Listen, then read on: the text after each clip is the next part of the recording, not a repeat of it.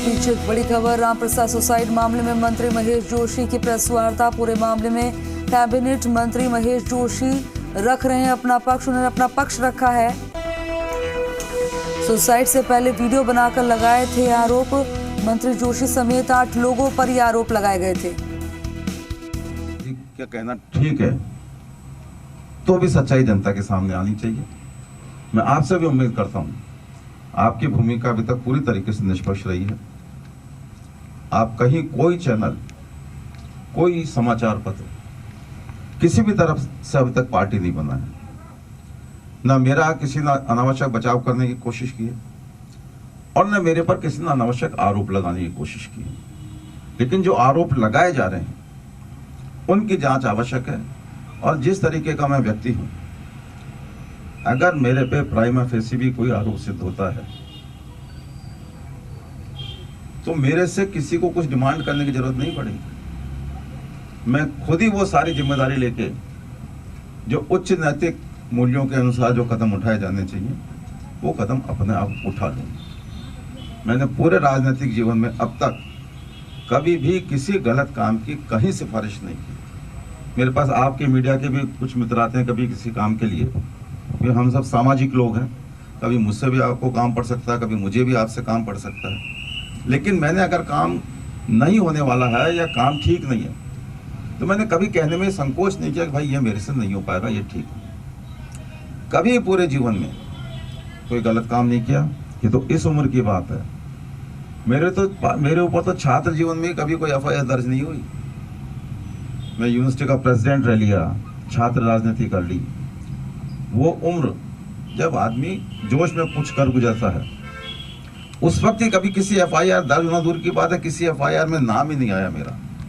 मैंने कैसा जीवन जिया है ये आप सब जानते हैं। तो मैं आपके माध्यम से ये कहना चाहता हूँ कि जो आरोप मीडिया के माध्यम से मुझ पर लगाए जा रहे हैं विभिन्न लोगों द्वारा, आप भी सक्षम हैं, आपके भी अपने रिसोर्सेज हैं, आप भी उनकी जांच करें।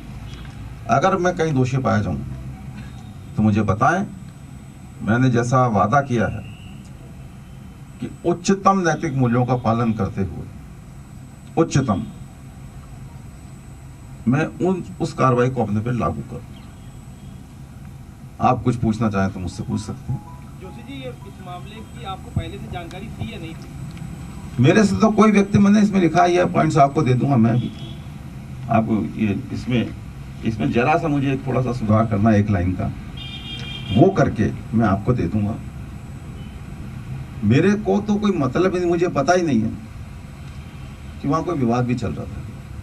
मेरे पास तो 13 तारीख को जैसा वो बता रहे हैं, मैंने भी देखा, बाद में वीडियो मेरे पास क्लिपिंग्स देखी मैंने, CCTV की। उसमें संभवतः उस परिवार के 2-3 लोग यहाँ पे आए थे। उससे कोई 2-4-5 दिन पहले, 2-3 दिन पहले मुझे किसने कहा कि वहां मंदिर का में कोई निर्माण चल रहा है जो गलत है। तो काम रुकवाने के लिए कहा कि भाई काम रुक जाए, दोनों के कागजों की जांच हो जाए, जो सही हो निगम उस हिसाब से कार्रवाई करे। मेरा इस विवाद में कहीं कोई न पहले न बाद में, आज न बाद में मेरा कोई लेन देन नहीं। मैं क्यों किसी को परेशान करूंगा जिसको मैं जानता ही नहीं हूं।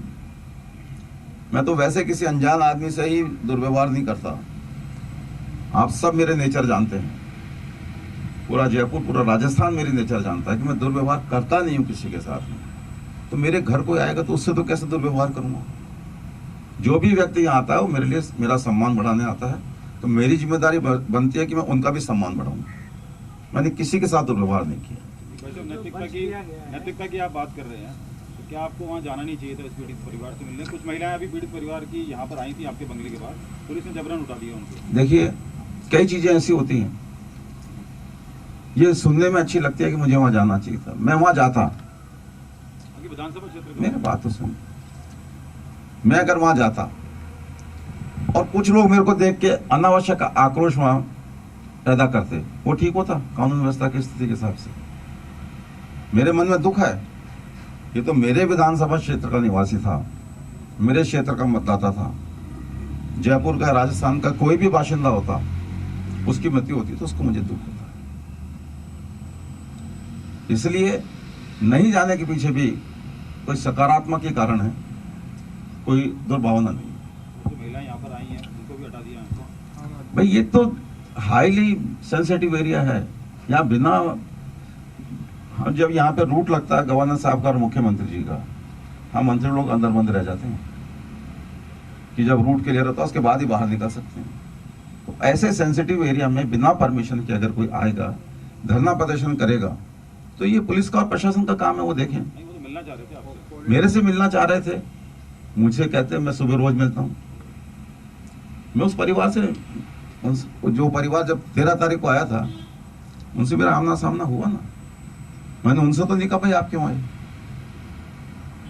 कई चीजें हम अगर नहीं करते तो उसके पीछे भी सकारात्मक कारण होते हैं।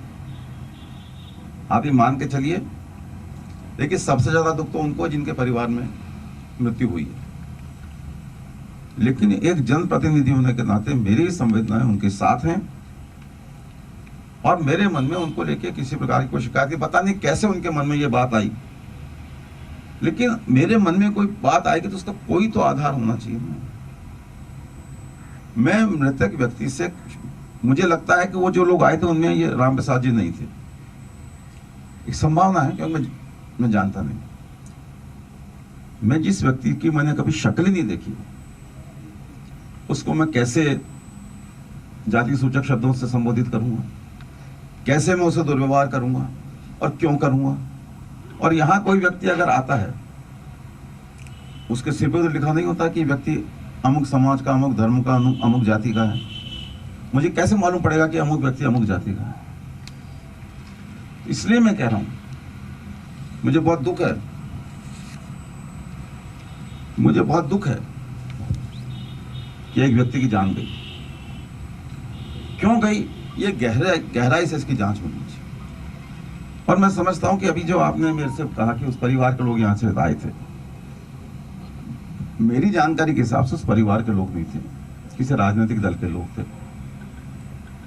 उस परिवार के लोग आते और मुझसे मिलना चाहते और मेरे घर आते, तो आप ये मान के चलिए मुझे उनसे मिलने में कोई परहेज नहीं होता। उस परिवार के लोग नहीं थे। मानते हैं कि इसमें राजनीति हो रही है भाई साहब?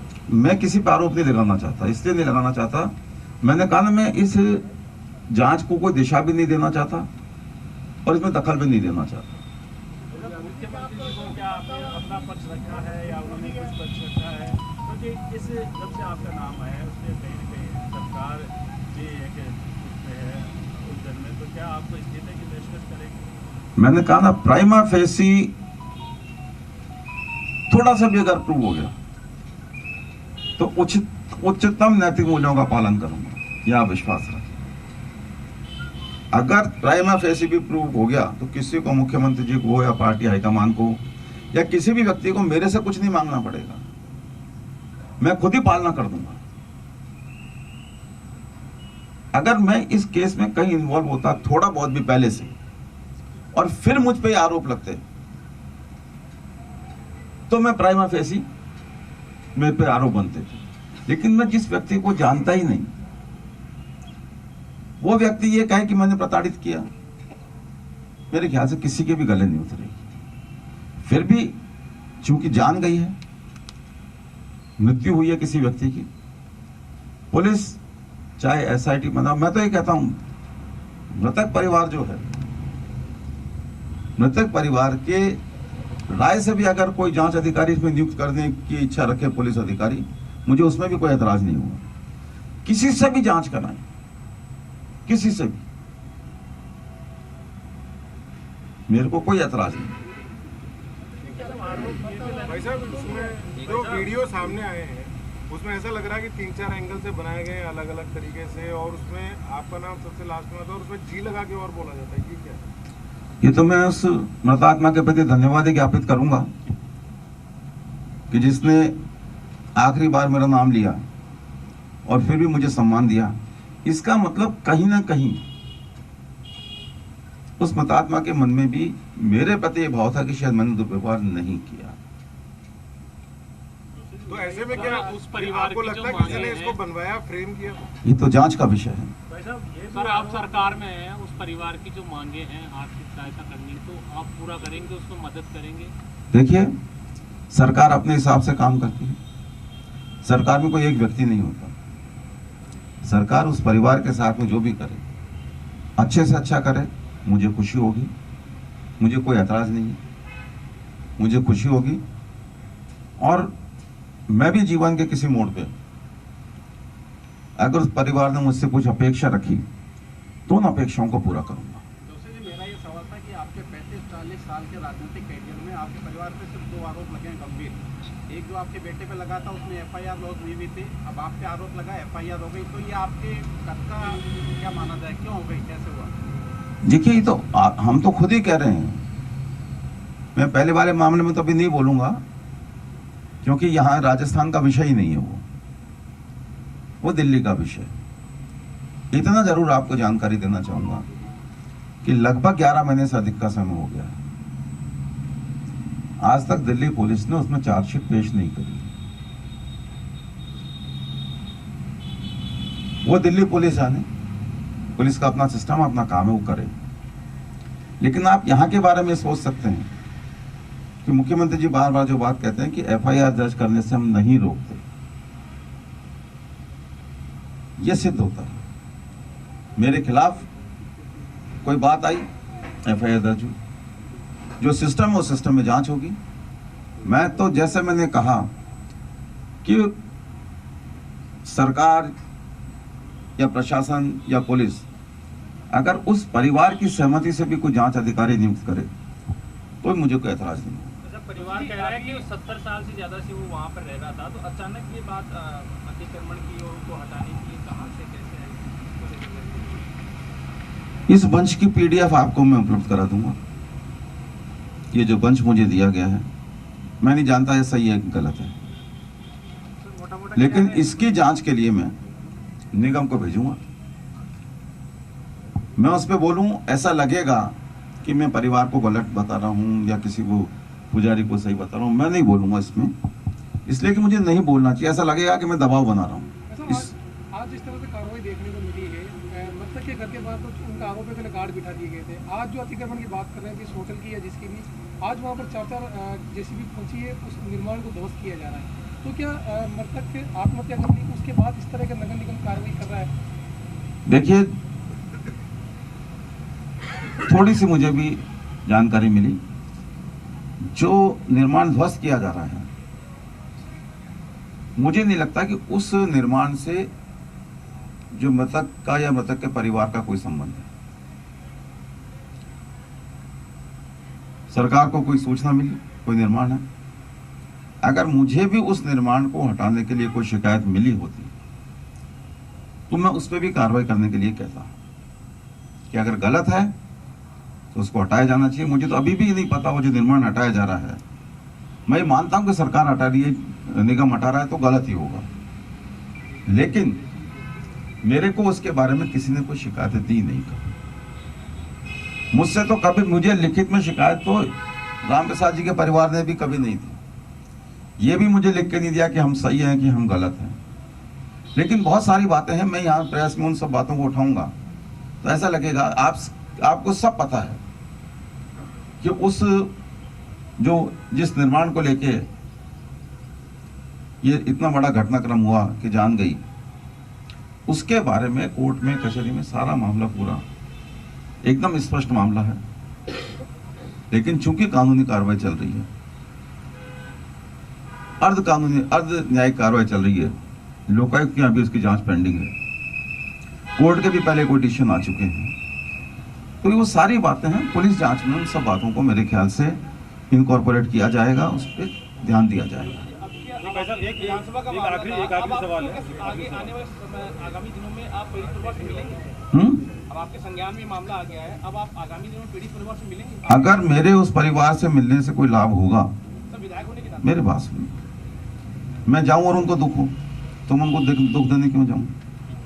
लेकिन मेरे जाने से उनको अगर कोई तसल्ली मिलती है तो मुझे जाने में कोई संकोच नहीं। आखिरी सवाल है सर, ये करोड़ी जी पहुंच चुके हैं वहाँ पर और वो कह रहे हैं कि आंदोलन किया जाएगा अगर इन्हें न्याय नहीं मिलेगा। बिल्कुल न्याय मिलना चाहिए, मैं तो खुद न्याय की मांग कर रहा हूँ, मैं तो खुद न्याय की मांग कर रहा हूँ। उनको भी न्याय मिलना चाहिए और मेरे को भी न्याय मिलना चाहिए, लेकिन कितना जल्दी?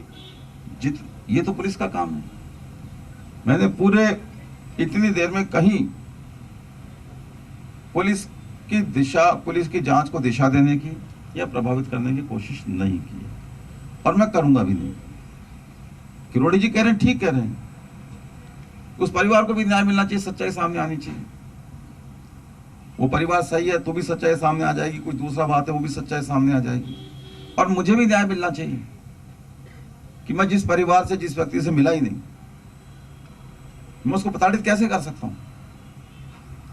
और इतने से दिन में 13 तारीख को वो परिवार उस परिवार के लोग मुझसे मिलके गए, उसके बाद से मैं उनसे मिला नहीं हूं अभी तक।